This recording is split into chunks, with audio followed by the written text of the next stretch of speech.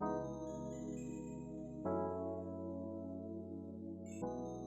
right, ladies and gentlemen, welcome to the podcast. This may be a dual podcast because both of us have pretty prevalent podcasts. My name is Las Vegas Jay, and I am the host of the Culture Exchange podcast. And my friend we have here on my right hand side, introduce yourself, young man. I'm Milt Jones of Vision Intuned. All right.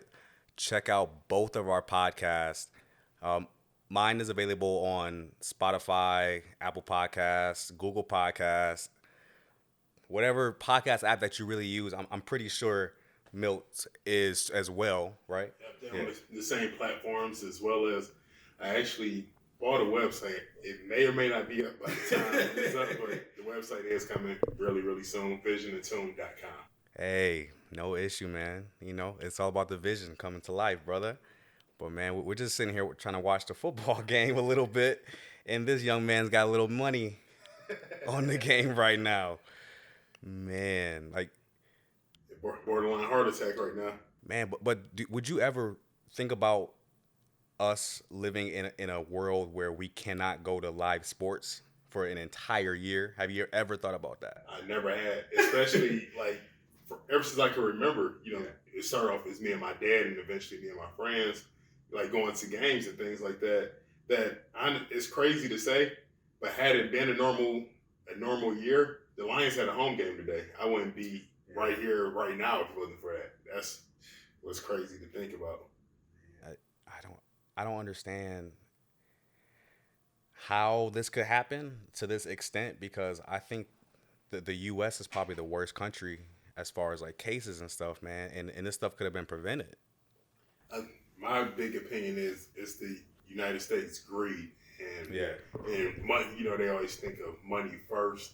I think that's why it hit the U.S. so much harder than it did a lot of countries. If we would have just shut things down fully, Yeah. like we should have originally, I don't think it would be as bad. Now, not to say it wouldn't be bad because it still Right. would, but it wouldn't be as bad. And even when you look at now the new surges and things like that, Yeah. and you had a president that didn't take it serious for Boy. forever until it was election time. But Oh man, don't even get me started, brother. Don't even get me started. I'm trying to keep like politics out of it, yeah, I feel you. but like politics eventually get involved in it because it's gonna affect your everyday life, man.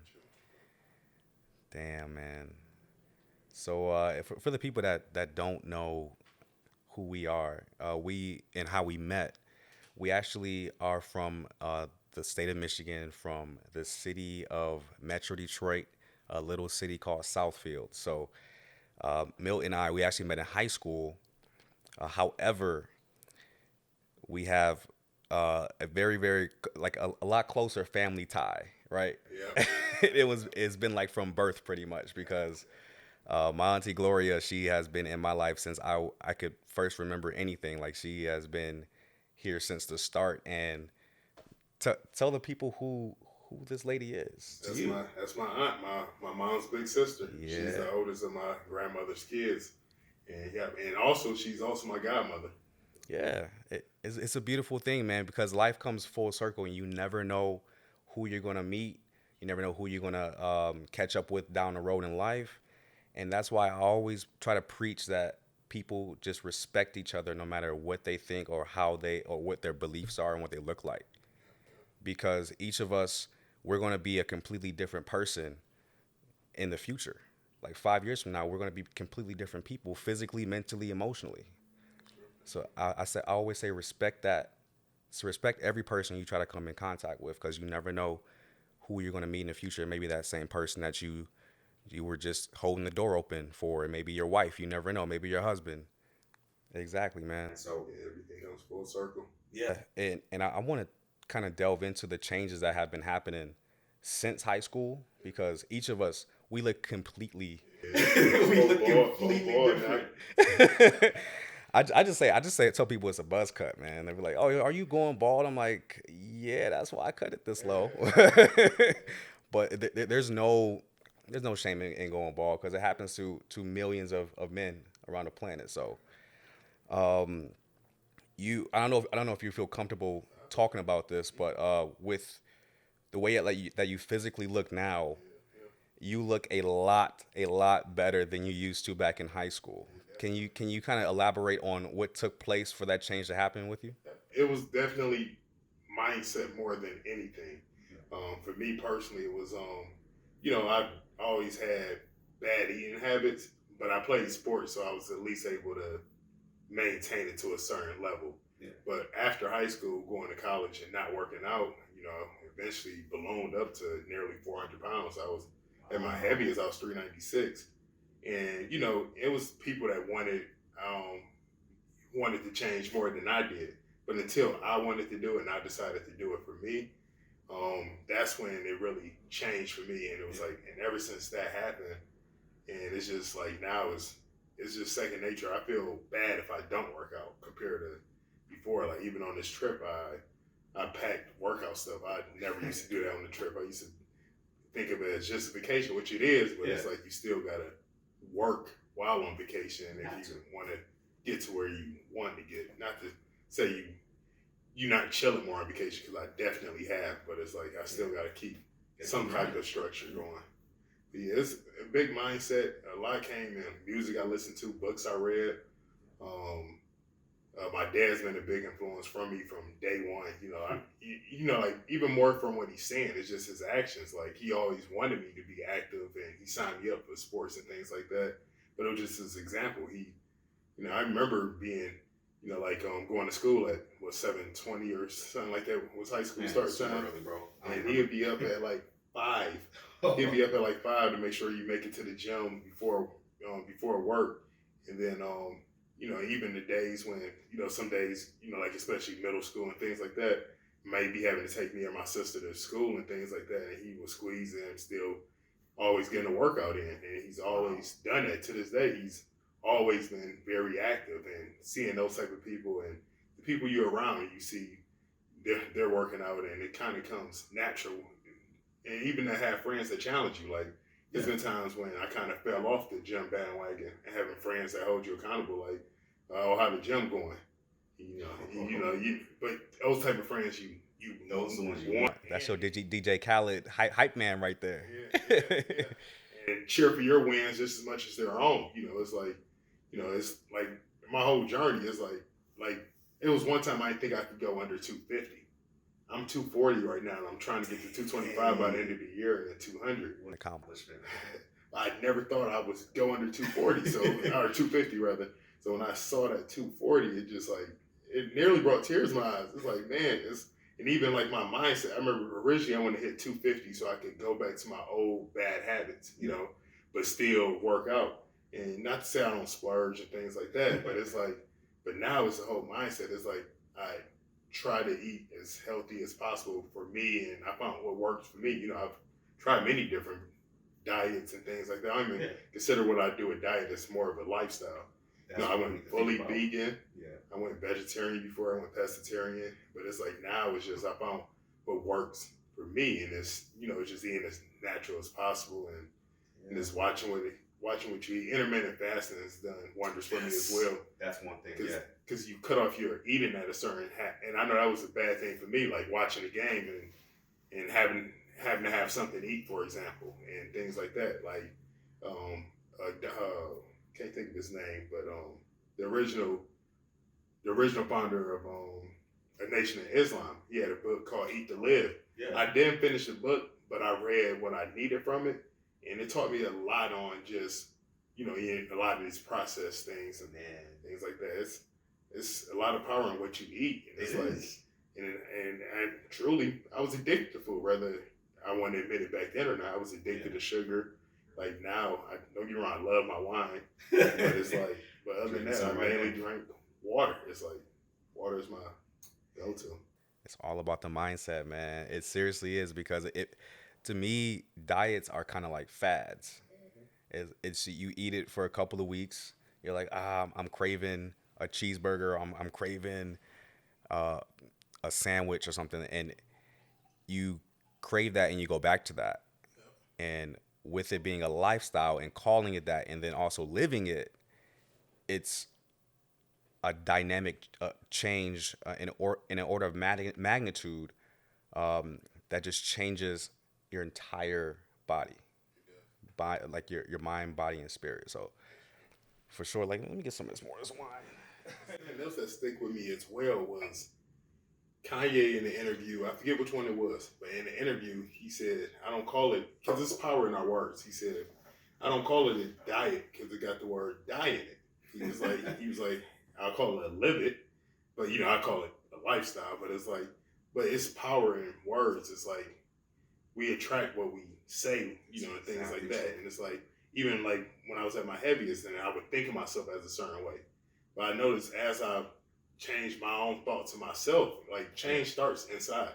It's like, and once I changed inside, the outside just naturally came. And it's like, it was a time when I hated taking pictures just because of how big I was. But like now I love taking pictures. With that sudden, like how long did it take you to lose that weight? Overall, I would say at my heaviest 396, that was in let's see, I graduated college 2011, so that had to been 2013. But and it's been a long process. Like I some people know, but I'm not ashamed to admit it. But it's I actually had the sleeve back in 2013, but it still goes back to mindset because I've dropped weight after it. Wow. But I put a lot back on because I was looking for a shortcut and not putting the work in. Okay. So I from there I got down to probably about 300ish, maybe even a little under. That's so good. Yeah. And then I got back up eventually to like 330 before I really, and then that's when I say the real time when I really went after it, I was about 333, and that was 2018. It was the year my grandmother passed. And it was like that year though, it really put me, in a weird way, it really put me on the right track though, because it really, because our family had dealt with so much death at that point that it put me on the right track because my grandma passed 2018. I lost an uncle 2017, another one in 2016. And then just really looking at things, I was like, if I keep going down the path that I'm on, I'm, like I don't have kids yet, but it's you start thinking about things like that. Like I want to see my kids live for them. Yeah. And it changed how I did things. It's like you got to prepare for your kids before they're here. And that's just even when it comes to your finances, saving, things like expensive. That. Yeah, they are. You got to be prepared for it. Yeah, man. So did having at your heaviest, did you experience any depression? That's funny you asked that because I actually thought about it recently. I never thought of it as that. Yeah. But I do think it was that. It was like my escape when I was at my lowest. I would, it was depression. I didn't see it as that then. But looking back at it, I definitely was. Low self-esteem. I didn't think of myself as much, Yeah. I didn't think about how blessed I am. I beat so many statistics, man. Like even at my heaviest, I've never had any serious health problems. Like I've never had high blood pressure. I've never had high cholesterol. It was crazy. And that's how I know I'm blessed and I'm here for a reason. Cause it's like the way I ate one of the worst diets you could think of. And for me to not have any type of health issues, it's all God. Oh man, he has a greater plan for you, brother. So, do you think that mental health in our culture isn't really spoken about enough, and that people like us or people that are younger than us, they don't have an outlet or somewhere to talk about and have this conversation about things like having to deal with things that you went through, and also things that they had been abused when they were a child.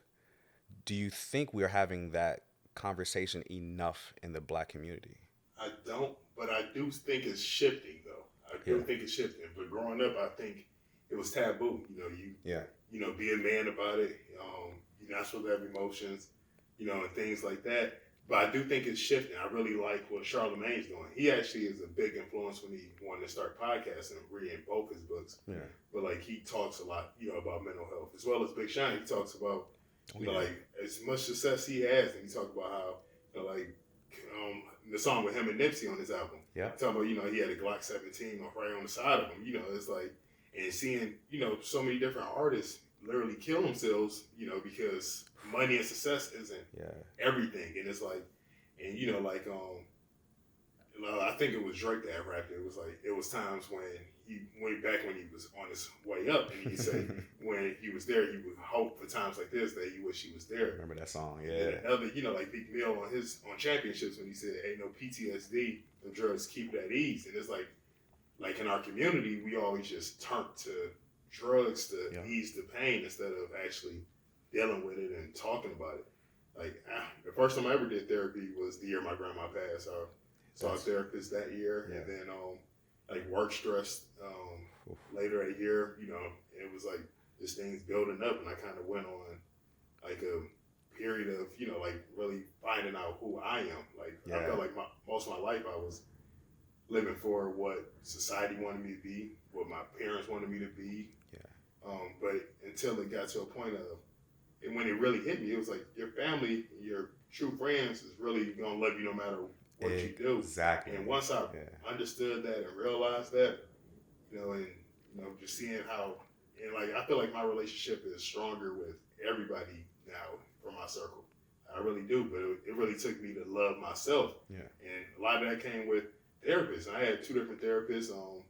You know, the first one was a white lady, and I feel like she taught me a lot about different things that, you know, like we keep bottled in as a culture. My second one was a black lady who really understood me, but it's like I feel like both really gave me 2 different perspectives and who I was, you know, because you know the people you talk to mainly is people you look like, you know, like black men and things like that. Yeah. Like my first taste of the real world was going to MSU. You know, I was, you know, like I knew I was a minority in the country, but I always went to black schools. You know, even when I lived in Detroit, I went to private school, but it was still a majority black school. I remember going to Southfield. You know, coming from the east side of Detroit, they're like, "Oh, you going to Southfield or whatever?" Southfield. You know, you think, you know, like so when you go in there, you're thinking, you know, it's about to be, you know, like a more diverse school. Even in a lot of the neighborhoods in Southfield, they're very diverse. Yeah, super diverse. You get to the school and it's 99% black. I'm like, wait, I live across the street from some Hasidic Jews. Where is their kid going? Man, I definitely think that us as a community and us as a people, we should start vocalizing that we can be our own resources for people that have depression. They can vent to us. And I always I like the quote where it says, check on your strong friends, because they may be the ones that need that handout or that one conversation, that one text message. To change their whole life. I've heard stories of guys that were about to commit suicide, and they get a text from a friend saying, hey, how are you doing? And that saved their life. And it just starts with a conversation. That's true. And it's super simple. Just shoot a text message, a group text or something do something like that. That's what I love about my friend circle as well. You know, like you always see the memes, like if your friends is only talking about whatever it is, you need a new circle of friends. Don't get me wrong, me and my friends, we do talk about stupid stuff as well. But it's like, but we keep each other so focused on different things. And it's like, even like with my weight loss journey, you know, like it's people in my circle, you know, like perfect example, I didn't know him when he was at his heaviest, but one of my dudes, I know he wouldn't mind me sharing this. You know, he was 380 at one point, and he got down. I think he's under 200 now, if I'm not mistaken. But like hearing somebody that was in your boat, it motivates you like no one else can. And it's like now he's working towards, and and it'd be like times when I text him about my progress. He's like, man, I gotta get back to it. But it's been times vice versa when he really on it.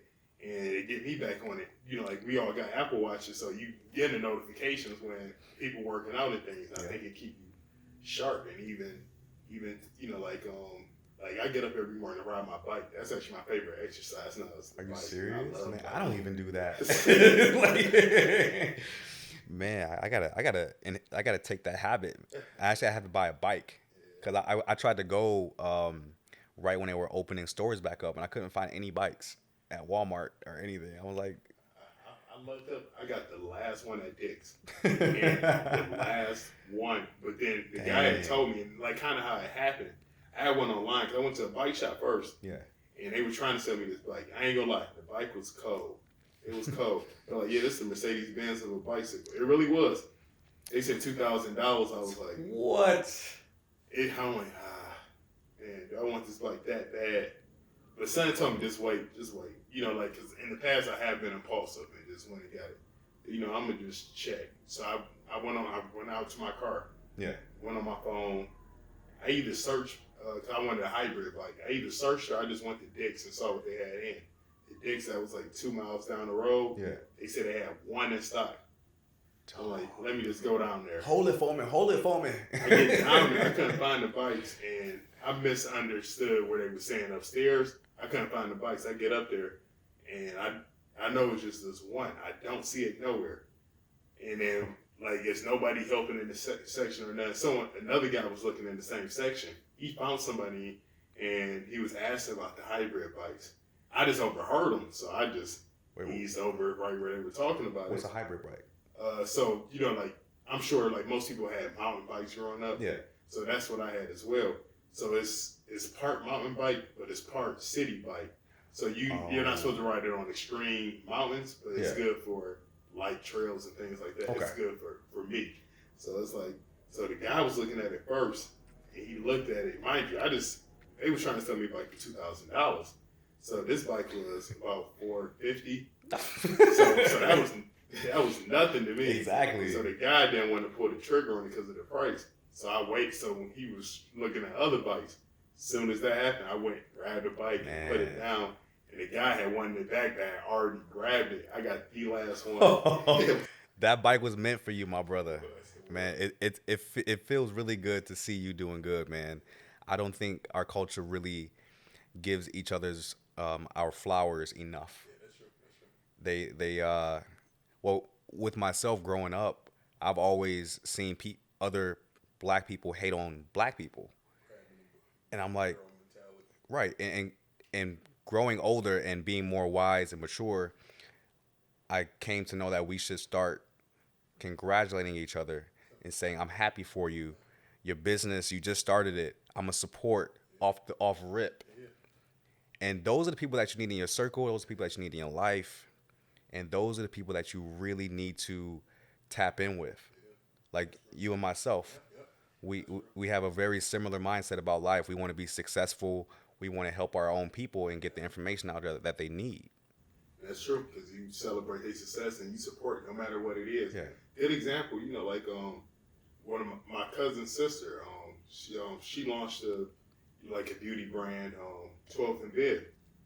Perfect brand. Like I use the stuff. She got stuff for the beard. She got stuff for the feet. And I've used a few of the products, and I even brought some of her candles. I'm not even a candle guy, and when I tell you I'm buying candles now and stuff, but it's real good products, and it's like whenever I see someone drop something, if I can, I always try to support it, or if I know someone it may help, I try to refer them and things like that. Like a guy I work with, he launched a clothing line, and I didn't even know he had one. But as soon as he told me he had a clothing line, David's Closet too, hey, shout it out, man. Yeah. Spread the awareness. And he had some fly clothes. Like it was a jacket I really liked that I ordered. It was a jacket or a sweater. It was one of the two. Yeah. But I ordered that, and these sweats are actually at the crib waiting for me when I get back. But yeah, it was but like I always try to support when I can, because it's like at the end of the day, if we're not supporting each other, who's going to support us? And that's what other cultures have compared to ours. And you said it earlier. It's like somebody else made it, and I didn't. My time is coming. You just got to be patient. Be patient and keep grinding, man. In due time. Like this year alone, I've seen so many podcasts from our high school launch. I love it. And it's like, and all are so different. It's like shout out to Brittany Stinson, man, and Cecily. Yes, man, I love y'all podcasts. Our sisters, man. We gotta tap in next time we at home and do like a 4-way podcast, man. I see Kyle McClaney either launch one or is about to launch the HBC. Yeah, I saw that one too. Shout out to Kyle, man. Oh, that's what's up, man. We are really doing it, man. We are. My dog Remy recently opened a hookah lounge. Shout out to Remy. I got to visit it when I'm back in the D. Man, like I'm actually going there. I'm going back home in November. On the 25th. I already hit him up. I'm like, yo, I'm coming through. I just want to stay with you the whole day. I may actually document it too, and just show how a black owned business works in Detroit. Because believe it or not, we don't own much in the city of Detroit, man. We own a couple of businesses. We own probably 2 or 3% of the gas stations, man. and what we do own, we gotta help support that. I'm a huge believer. And what's fire about Remy's situation was, like, I remember when he was first talking about doing it, it came about so quick, at least on my end. I don't know what he'd probably been working on this for years. Yeah, for but sure. the parts that I know about, he first wanted one location. It didn't happen.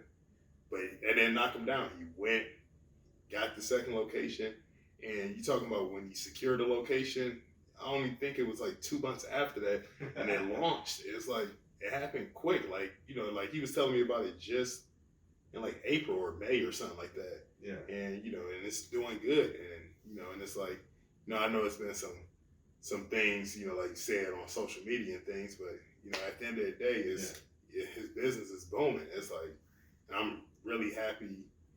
Yeah, he shut it down. It was like, it was, there's always going to be people that doubt things. Of course, until they see it right in front of their eyes, man. People don't expect you to accomplish your dreams or what you plan to do. At least visit it before you say, like it reminded me. Remember Chris Brown on "Look at Me Now"? Yeah, you're from outside the club. You can't even get in.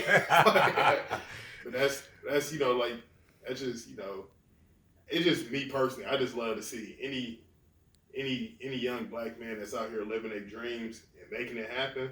Because I know I want to own businesses and things of that nature. It's like, and to see someone do it that look like you, that you grew up with, like we grew up with them. It's like, yeah, of course, man. See that pop off is beautiful. Once you see that representation, my man just won some money, man. Look. Yeah, Philly just won the game, man, against Dallas. Oh my gosh, was that a low key blowout, like 9-23? Sort of, kind of. Philly almost tripling the score. Yeah, Philly still got a lot of injuries. Dallas obviously too, with Dak being out. But yeah, the Lions lost today, so it's everything bittersweet, man. But Lions will be Lions, bruh. Yeah. Oh my God! I ain't gonna front. Sometimes I feel like I'm in an abusive relationship with them. And both of us are transplants from Detroit, so we have to be Lions fans by default. Even though I'm living here in Vegas and I'm supposed to be supporting the Raiders. And oh my gosh! I love Kyler Murray. As soon as I moved to AZ, I grabbed a Kyler Murray jersey, and I got DeAndre Hopkins. Nuke been my favorite receiver since he came in the league. So to see him play in AZ is beautiful, and everything he's doing, it's like, because he speaks up about so many racial issues and things like that too. Like he doesn't have to do it, and it's like, even finding out why he wore number 10. I never knew why he wore 10. I forget the full story, but it's something to do with one of his friends that got locked up, if I'm not mistaken. I could be wrong, but I'm pretty sure that's what it was. And it's like he speaks out on those things, and even what he's saying about, like with Clemson, with so many of the business buildings is named after slave owners and things like that, and he speaks out on those type of things. I love like what LeBron James is using this platform for. He doesn't have to do it. Yeah. LeBron lost a lot. Like, people don't want to admit it. LeBron would have won MVP this year if it wasn't for that. People don't want to admit it, but that's the truth. Oh, man. LeBron was the MVP this year. You just started like 1,000 debates right now. Probably. The funny thing about it is, I don't even get in sports debates. I just state my opinion and move on. Because it's like, something that really stuck with me was when Kobe retired. He said, the best player talk means more to you than it does to me. Like when you leave it all out on the court, you don't really care about stuff like that. Of course you care, but it's like, if you feel like you're the best, that's the only thing that matters. Yeah, I mean, as long as you can back it up when you say it. That's why you don't have too many NBA players saying that they're the best, because Mike is still around. And Kobe, man, R.I.P. Kobe. Whew. He actually one of the people. He was one of my biggest influences in my life. Like his Really? book, The Mamba Mentality. Like he talks about like working out in the mindset that had like I love Kobe as a player, but the more I learned about Kobe off the court, his mindset, the work he put in, Yeah. he like Kobe Bryant easily could have been just an average player. You know, like he came in the NBA and he was in a real good situation where he was able to learn from Eddie Jones. He was able to learn from Nick Van Exel. It was Shaquille O'Neal's team. You know, like, and the pressure wasn't on him. He had a dad that was in the NBA, but he still lived up to the hype. You know, he exceeded a lot of things. What an amazing human being that guy was, man. Oh. And he was a father and a husband first and foremost. You know, he had his shortcomings as any being a human being, you already flawed. Yeah. But he made up for it and more. Like he really made a big stand for women basketball, honestly. And Gigi didn't even get to where she would have got to. Like we know she was going to the WNBA. Have you seen the pay disparities with the WNBA and the NBA? I almost said the NWA. They got an increase, which I know they appreciate it, but it's like, but it's one of those things. I ain't gonna act like I'm a lot better in that regard because I'm not. Because it's like I don't know many women players. I'm not gonna act like I'm above it. True, like Lisa Leslie and I know Skylar Diggins because she was everybody Sue knows Bird. her. Oh yeah, Sue Bird. Shout out to her. She got engaged this weekend, I believe. Really? Shout out to Sue Bird. You probably never gonna hear this podcast, but if you do, shout out to you. Shout out to Phoenix Mercury. Dude. But it's some solid girls. I remember, like, I think that's what really killed my interest in WNBA too. Yeah. Detroit Shock were so good, and then they moved to Tulsa. So it was like we didn't have a hometown team to really. Rap. Yeah. I used to actually enjoy going to games, like when the Shock won. And Swin Cash was like. I used to really rock with Swin Cash. Swin Cash, yes. Deanna Nolan, like he's one of the best, man. I forget Cheryl Ford. I was about to say Carl Malone. Cheryl Ford. They had a squad when Rick Mahorn and Lion Beer was coaching them. They could have really made some out of that team, man. They could have. Oh. They moved to Tulsa, and I think they moved to Dallas now. They're not the Shock no more. But what's funny, the team that used to be the Shock, that's who Skylar Diggins either plays for or used to play for. Which is crazy. So it's like but to think like if they didn't leave Detroit, she would have been playing in the D. I've always been pondering this idea, man. What if they just made one basketball league, and they had they had men and women playing on the same team against each other? Do you think that would work, or like what would be the shortfall and the shortcomings of that idea?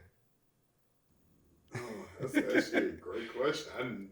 I honestly never thought of it. I do know the NBA, not a full league. Yeah. But I do know I like what the NBA are progressive because they would do like the 3-on-3 challenges and things like that. Yeah. It'd be a legend, an NBA player, and a WNBA player. I do like that they do that, but to do a full season, especially with the way the records and stuff are set, it would be tough because like men are just naturally stronger than women, so it'd be like. I mean, like women will be guarding women.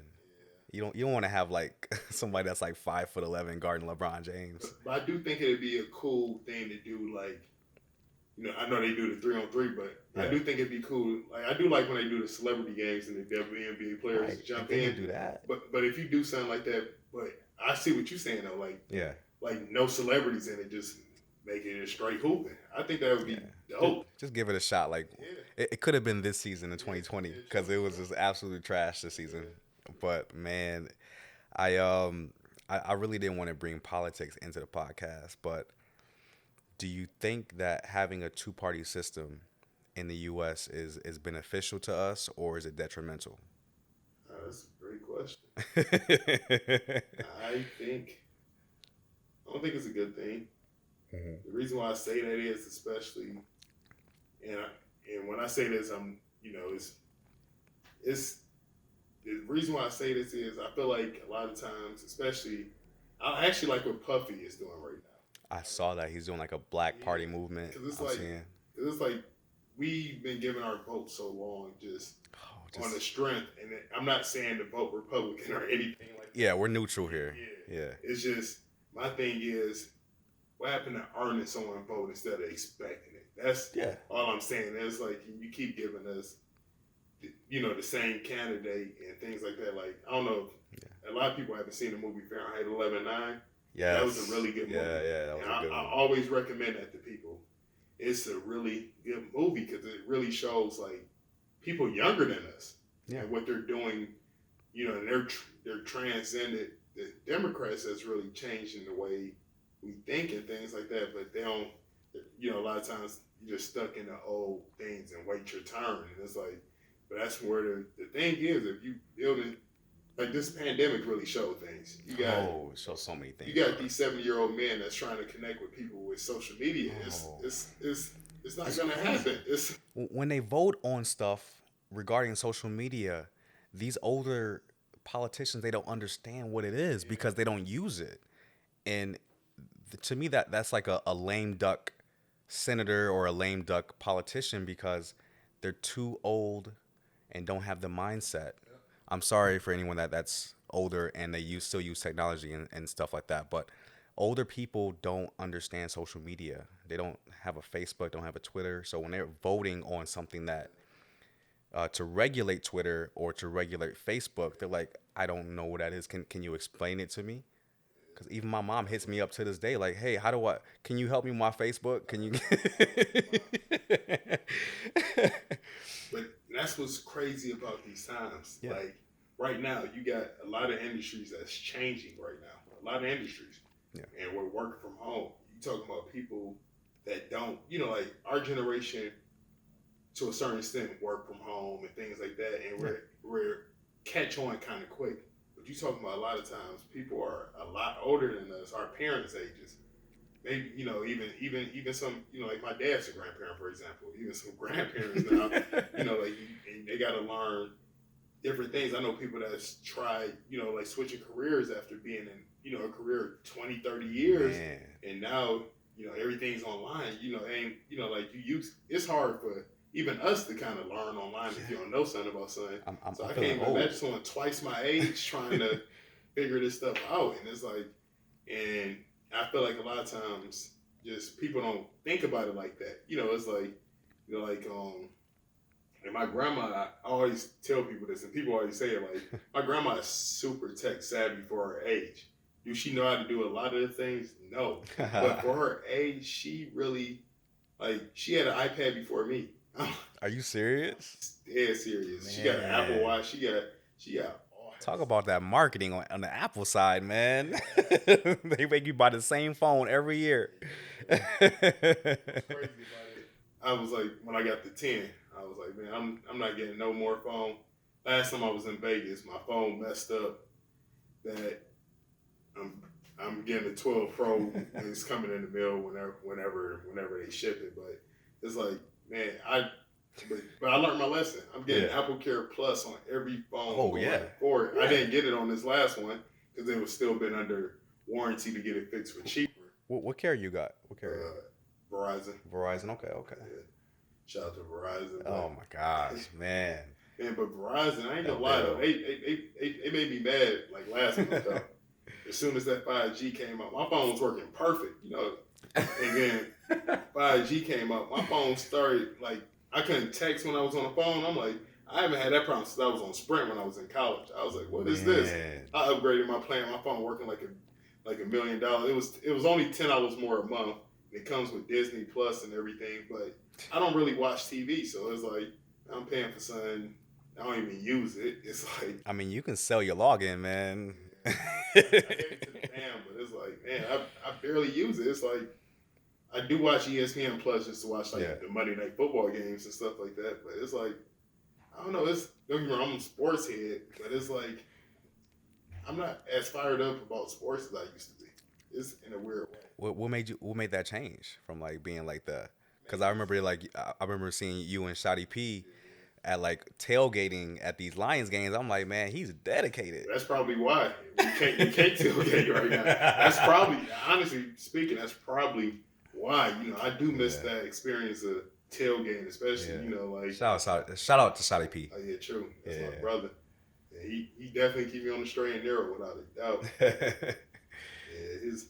Yeah, that's my dog. But yeah, it's like, but the tailgate's gone. You can't go to the games. I'm like, you know, like, and even with it, even if I could go to a game right now, I don't even think, like, the funny thing about it is, you save so much money just sitting at the crib now. Man, you can order DoorDash, Uber Eats, and you can have wings to your door in 30 minutes, and you can have some liquor and wine, whatever you need, and you chilling at the house. And I could go to the gym before the games now, because before we down there tailgating 8 a.m. and then it was sometimes like, what's funny is just with our generation, like when my dad used to do the tailgates, his friends would be out there earlier than the mud. And you talking about me and Shotty P be the only two out there till like 11 or 12 sometimes. It'd be like, yeah, all this food and all this drink. And like people in the lot always used to be joking, like, man, y'all got all that stuff, and then everybody come late. But we used to tailgate after the game though. So I used to be, because you're going to be sitting in traffic anyway, so you might. Yeah, you might as well just enjoy your time, because traffic getting from downtown, man, no matter what freeway you take. Downtown Detroit has, what is it, like two freeways, 375 and Lodge. 75 was turned to 375, and then the Lodge take you there. 94 do too. Okay, when 94. You come west or east. And it's still traffic. We got 3 freeways going from downtown out to the suburbs and cities, and it's still crazy traffic, man. What's crazy though? What? As bad as Detroit traffic is on game days and stuff. Yeah. I didn't think traffic was. Well, not even talking about like LA and New York traffic. Of course, they're monsters. But Arizona traffic on game days was even on normal Y'all got days. traffic over there? Because AZ is one of those cities. A lot of the freeways are relatively new too. It was a time when it was like y'all got the flat, like the smoothest roads I've ever driven on. But with AZ, it's like because where the Cardinals play, for example, they're in Glendale, so that's the West Valley. So coming back east is a mess, and then the Suns, they play in Phoenix, they play downtown, so it's like in AZ, like rush hour, man, like that's why I never complain about Detroit rush hour. When I hear people complain about Detroit rush hour, I was like, man, come to Phoenix.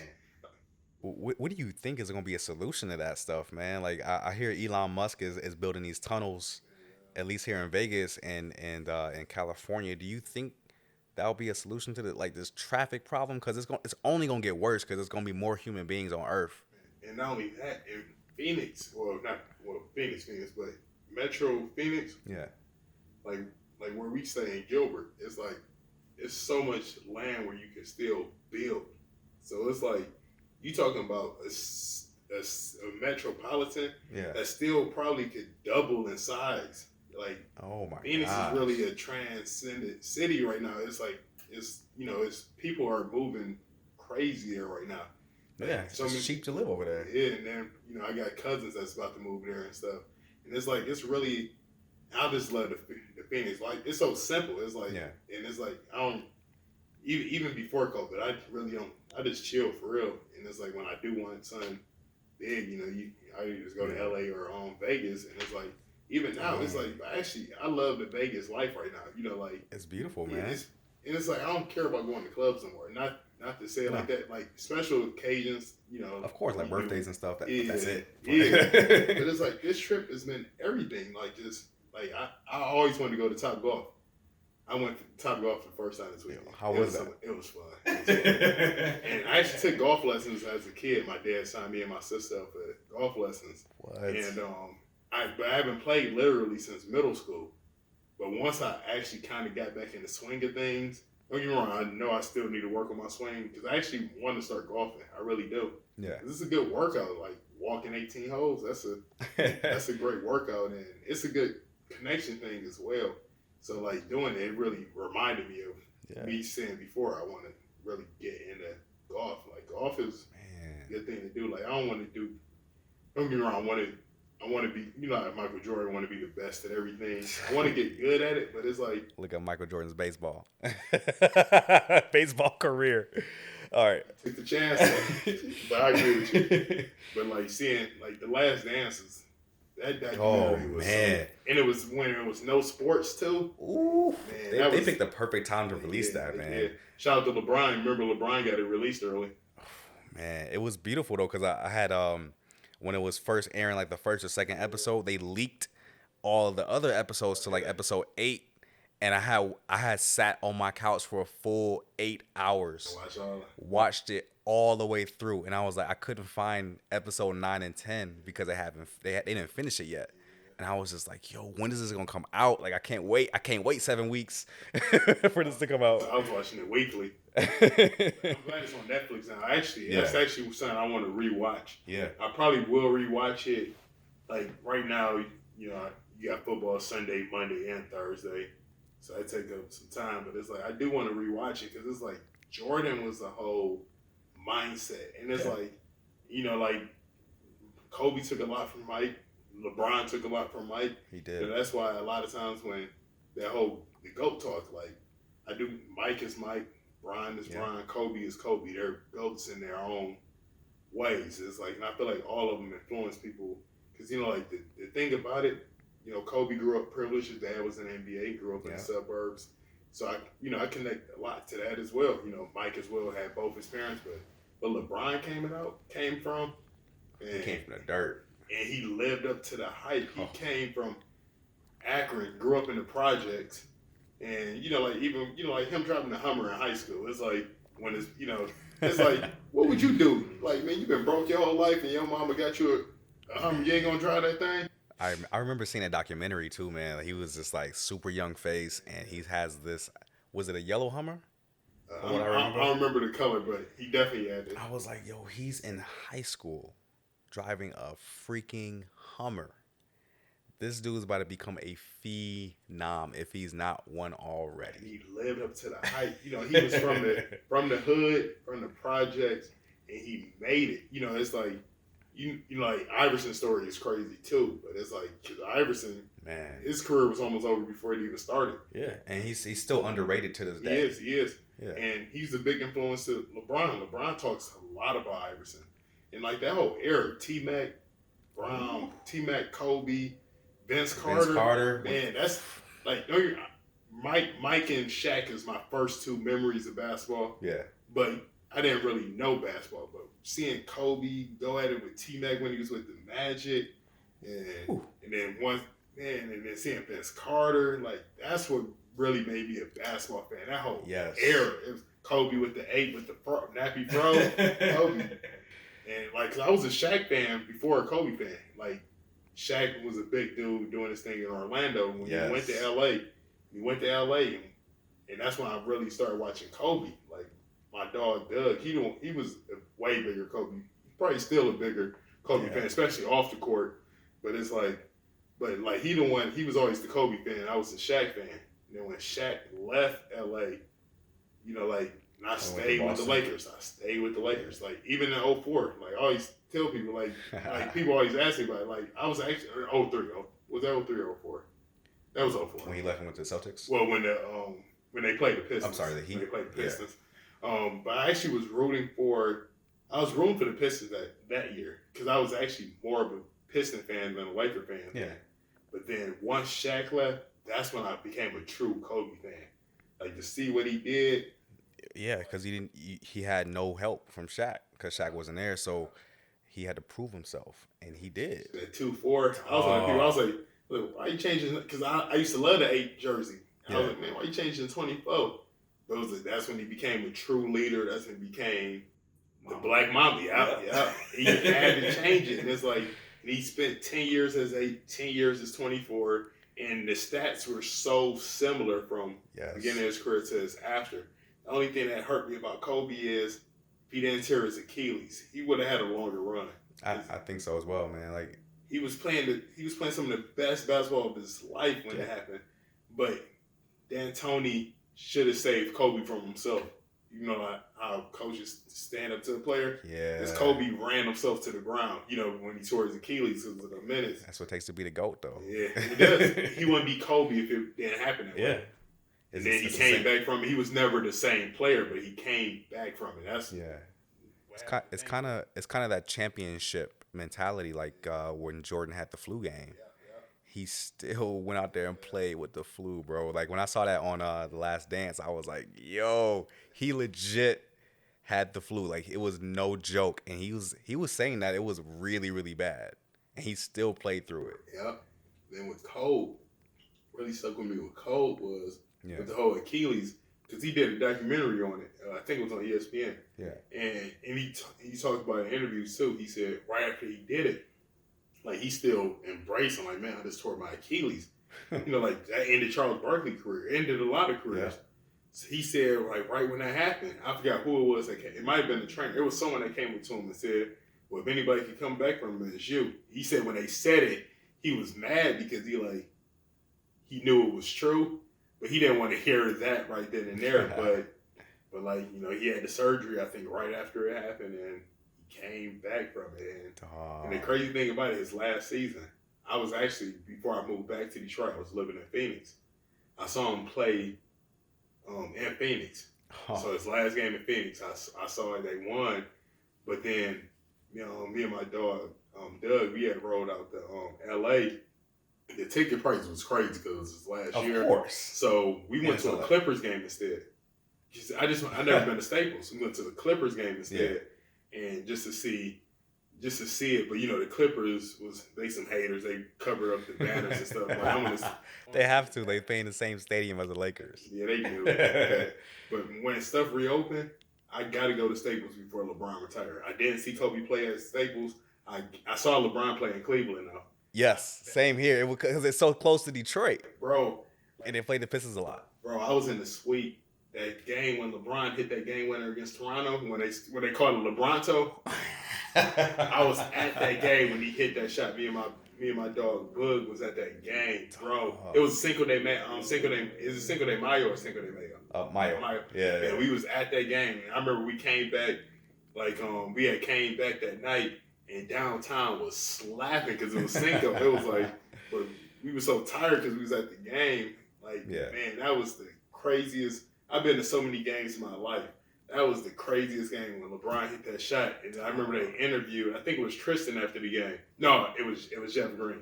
He was like, man, I'm at a loss for words. Like he said he was like, he the best. He said he was like, man, he the best.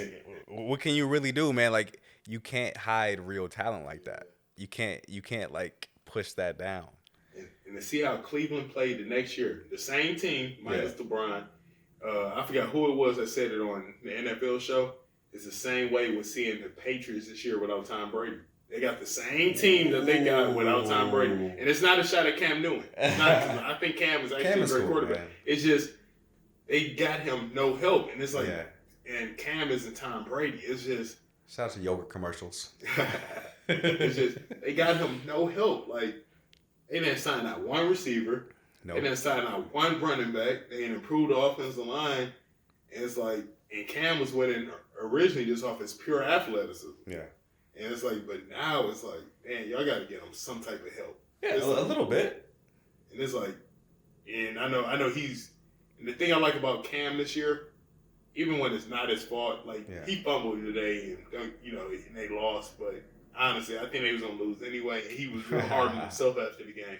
But I like that Belichick right after the game said he's not benching him, which look at the other quarterbacks. Like I remember when it was a whole quarterback race there. It's like, it's not no quarterback race.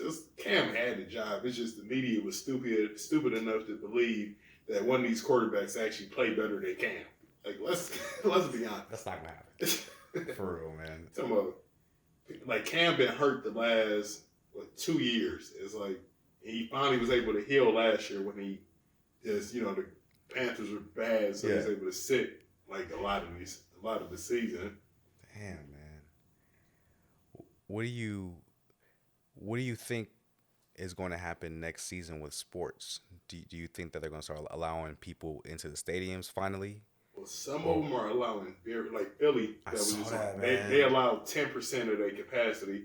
I think their capacity is 75,000, so they allow 7. I think it said 7,500 during the game. I wonder if they got the food stalls and stuff open. That's a good question. I'm like, I'm not going to a game if I can't get food. I forgot which team it is. One of the teams that allow fans. Somewhere in Texas, Kansas City do as Yeah. well. But one of them, they're only doing orders to their seats. Like That's smart, dog. That's like Postmates to you. I was like, if I'm at a game, I love like how much time you spend waiting in line for concessions and stuff like A that. lot of time, especially like during like timeouts or halftime. Like you'll miss a part of the third quarter if you go when start at halftime. Especially some of how the stadium's designed. Yeah. Like, You gotta like, walk I all love the way Ford Field. around. I love Ford Field. But Ford Field, you would be in line for concessions forever. The thing I used to like, Shotty PhD for the bathroom, he had found like one of the ones with the shorter lines that nobody would know. So that wasn't that bad. And you can kind of time the bathroom because you knew with the bathroom that if you go like after a drive, you're gonna wait in line. But if you go right before it, you're fine. But with concessions, no matter when you go, it's you crowded. wait. Yep. You can pay $15 for a little slice of Little Caesars pizza. Yeah. You still gotta wait in line for it. That's what I did like about the Palace. Like my dad used to have season tickets for the Palace as well. And the seats we sat in, you could order from your seats. That saves so much time. I think every stadium should do that. How have you been to the new Piston Stadium, the Little Caesars Arena? I went to the inaugural game. How is it on the inside? Because I haven't seen it yet. It's a hockey arena, is my opinion. It's a hockey arena, and the Okay. Pistons just play there. But the way the seats are, if you in certain levels, it remind me of Joe Louis with, like you don't really get that much. But if you get seats like behind the bench and things like that, the seats are really nice. But but it's nice inside. They got different bars in there. They got it's real nice for concerts. I actually saw J. Cole perform there. Whoa. The KOD tour. Whoa, that man. I think that was the last. I was talking to my sister about that earlier. It was like like one of those memes that was like the last artist you saw live is someone you had to be quarantined with. I had to remember. I went to a lot of concerts that year. The last one I went to was, I'm pretty sure it was J. Cole. Yeah. Because it was either him or Chris Brown, but I think it was him because it was about to be winter and it was inside. I remember Chris Brown's was outside, so it had to been the summer. And I actually when he was out here for the KOD tour, I think either Young Thug or he was in jail. Oh, I forgot about that. Yeah, and he wasn't able to appear. I was like, bro, like why would I pay all this money to see this sign that says Young Thug will not be here tonight? And I'm like, I love J. Cole, but it would have been so much more hype if Young Thug was there and doing his couple of one-hit songs. It was Cole's show, but Thug was the artist that went I would have came last before Cole. Yeah, and Thug put on a crazy show.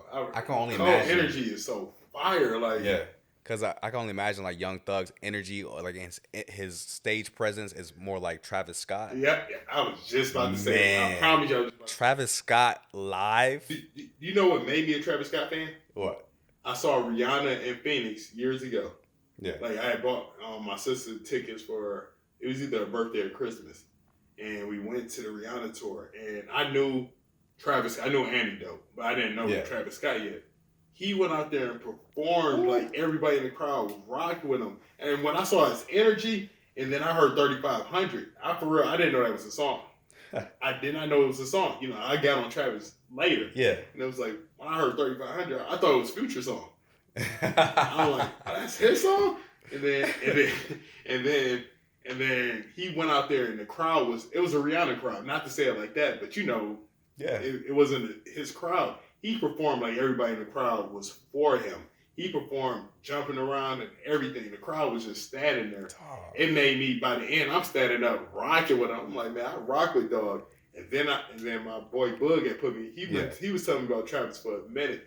I went back. That's when I listened to what was his first time? Rodeo. Yep. I listened to Rodeo. Yeah, Rodeo. It's gonna be an unpopular opinion, but my favorite album from those Birds in the Trap Scene. Like I love that album. Really? That album was Coronate. That's my favorite song. I like that. That's Coronate my favorite too. song that he dropped. Oh, that's your favorite song, period, from him? He dropped that. Okay. Yeah, I rock with that album. I like 90210. Yeah, that one was fire too. That was fire too. Song with K-Dot on that album was fire too. Goosebumps. Yes, Goosebumps was one of his really good hits, man. Oh, like when I really became a Travis fan was like way before Sicko Mode and like that mainstream stuff that he has out now. Astro World. Oh, that's my favorite album of all time, man. And the documentary that he did on Netflix. Oh my gosh, that solidified. I'm like, man, this dude is dope. What's your favorite song on Astro World? Oh man, can I say all of them? I love it. Stop Trying to Be God. That's my song. I like that too, man. I like what is that? What's one of the later tracks, man? NC-17 fire too. NC-17. I agree though. That whole album fire. It's like you can listen. Travis haven't missed yet. I like the track number 1. I forgot what it's called. The whistle, like, and it's like. And Travis as the producer, Jay-Z's Crown. You know Travis. Yeah. I know he was featuring. I think he produced it as well.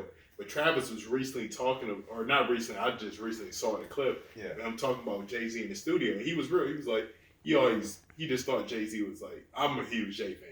But he was saying how he wasn't a huge Jay fan. He said he went in there and he was like, man, Jay just started rapping. He like he just do it like that. And he was but like Travis, I love his work. Like he's one of those guys. Yeah. He works so. He's crazy. A perfectionist. Like he like Kanye is like a perfectionist too, but he's just like, I want this to sound like this. I want my vocals to be high like this. I'm like, this dude is as a perfectionist. He wants his music to sound a certain way. He's responsible for a lot of Kanye's success too. Really? Like, for real. You know, he did. He was like when he was signed as an artist, he was signed to Grand Hustle, but he was signed as a producer to Good Music. Like a lot of people don't know that he was signed to Good Music as a producer. But Kanye didn't have him as a rapper. T.I. signed him. Genius. What? Genius. Yeah. If you look like I don't think he is now, but at one time he was signed to Good as only a producer. But like this thing about all the music, like in the lowest of keys, like he did some songs for Shine too. Yeah, I remember that. Yeah. And I know he on Detroit too in Lithuania. That's one of my favorite tracks, man. Shout out to Big Sean, man. That Detroit 2 album. Yeah. I play it every time I'm in the gym. That album, it's one of the best albums I've ever heard. I go into the gym, listen to the Cypher every time. Yeah, shout out to Big Sean. Shout out to Lawrence Lamont. Yeah, facts. Man, we went to high school with that young guy. He's doing Early Mac too, man. I randomly saw him on some sitcom episode. I'm like, oh yeah, why is he sitting in a barber chair right now? and Earl too. Like this was years ago. This was like, I think this was before Shine's first album dropped. I went to a show in Toledo with my dog Spud. Like he from the Toledo area. We went. It was Shine and MGK had opened up for him. And the funny thing about it, like the video never came up, but we was like shot in the MGK video. And this was years ago. I asked MGK about it. Like I tweeted him about it. I couldn't drop the video. It was too much drunkenness. Damn. But like we was at the show and like Shine was in the back, but Earl was at the show. Earl saw me.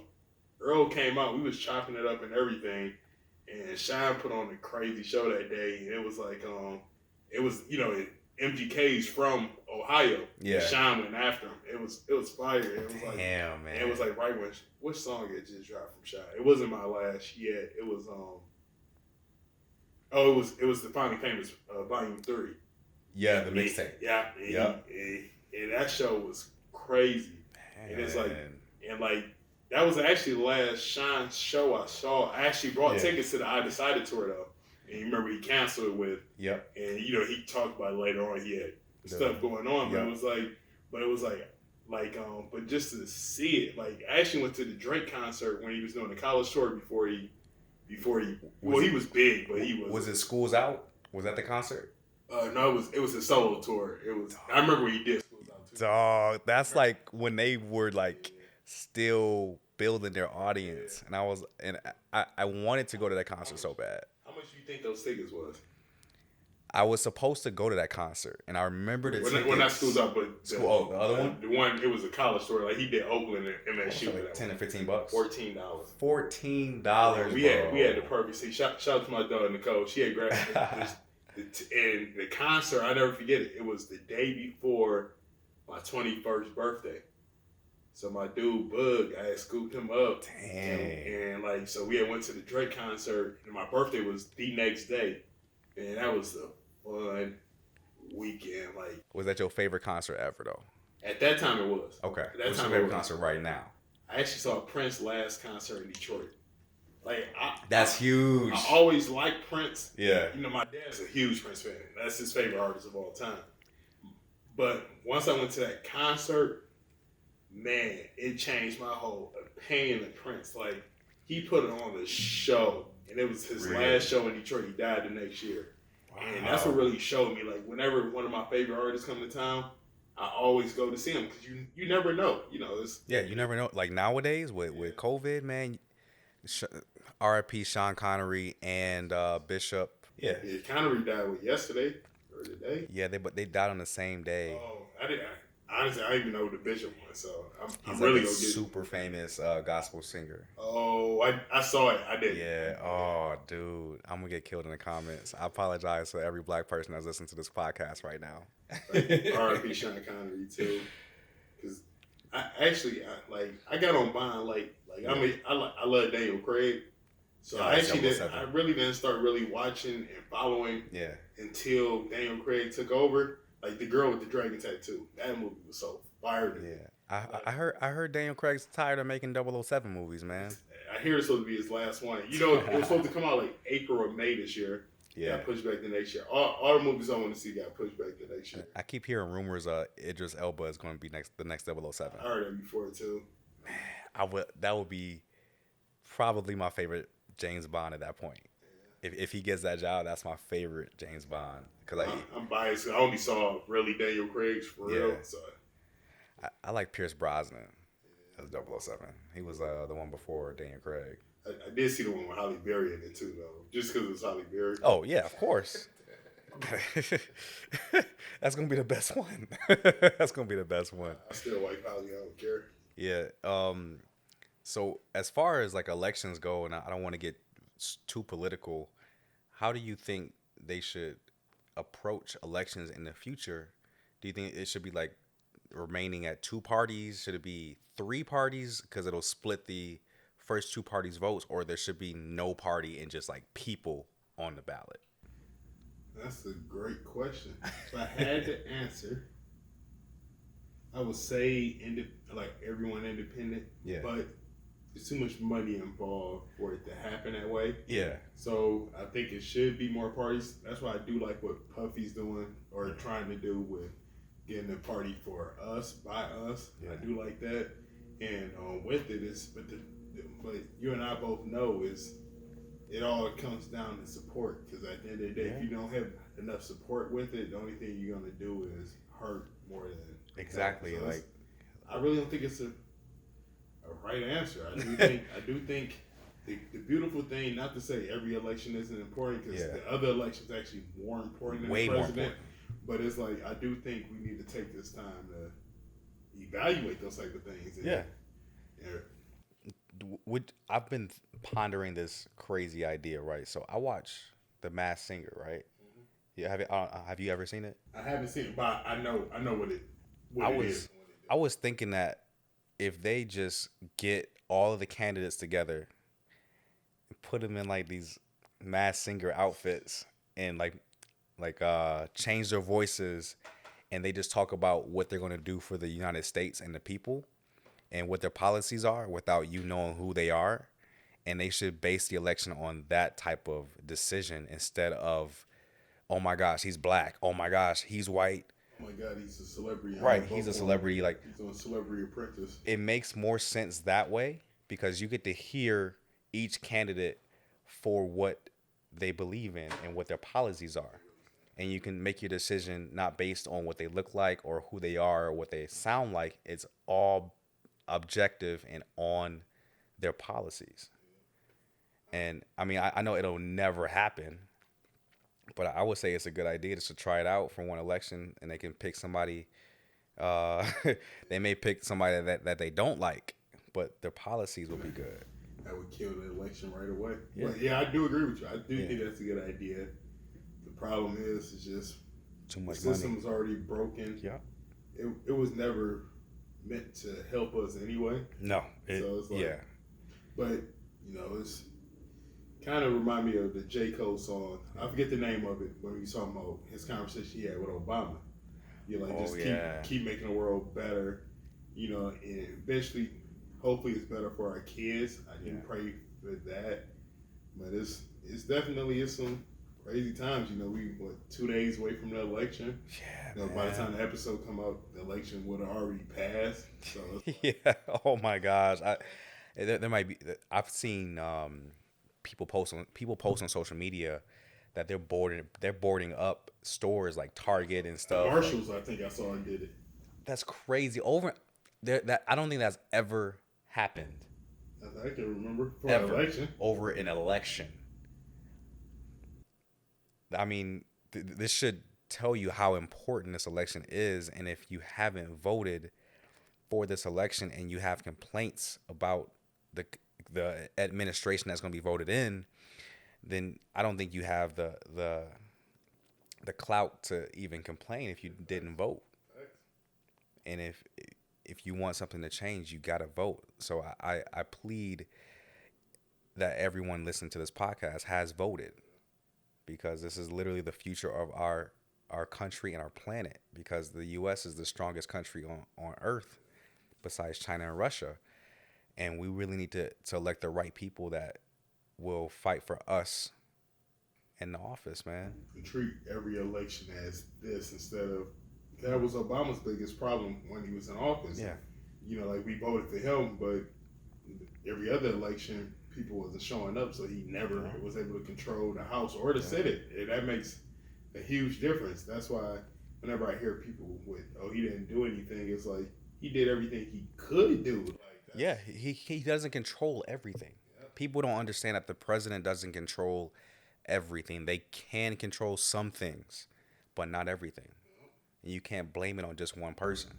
So you gotta vote every election. There's some people that don't vote at all or only vote every 4 years, and that doesn't make any sense to me, because the wrong people in office get stopped at the state level. That's why they love it. They they know. They knew when Obama got in there. All right, cool. He's never going to have control of the Senate. He's never going to have... Actually, I think he might have had one of them towards the end. I could be wrong. I think he might have had one of them, but he never controlled both of them. I know for sure. I know that for sure. And it's like... And even with it, it's like, man, what he went through, and it's like... Because you saw, like American hatred towards him... is what created Trump to be this president. And Obama had no scandals. Yeah, none. He treated people with respect. Exactly. It's like, even if he didn't agree with you, he treated you with respect. Yeah. And that's what. And he can shoot a 3-pointer. I don't know. I just saw this on Instagram the other day. And he picked MSU to win in the bracket. That's my shout out to MSU winning this weekend, by the way. Bro, so in the video, Obama's like walking away from like a campaign or whatever, and he's just dribbling, and Obama just throws it up for a 3-pointer, makes it, puts on his jacket, and walks out. If that wasn't the coolest president, I mean, even though some people may not agree with his policies and things, but as a human being, he was just one of the coolest people I've ever seen, man. Seriously, just so smooth. And his wife, I love him. Oh, such class, man. And she had a voice for herself. Yeah, she did. Yeah. And I'm not trying to turn this podcast into like Democrats and Republicans. We're just stating things that we observe. Yeah. Obama's really fucking cool. Yeah, he is. Shout out to 44. Yeah, man. My last Little League number was 44. Damn, dude, you better frame that jersey. That jersey probably, they cracked the jersey now with John. Yeah, man. I do got all my high school jerseys though. That's crazy. I kept all of them. Is there anything else you want to plug for the audience that's listening today, man? Got any merch websites? Just Vision Intuned website coming soon. Spell it out for the people so they know what it is. VISION.intund.com. Website coming soon. I'm just really staying on this journey. Like I'm sharing with everybody.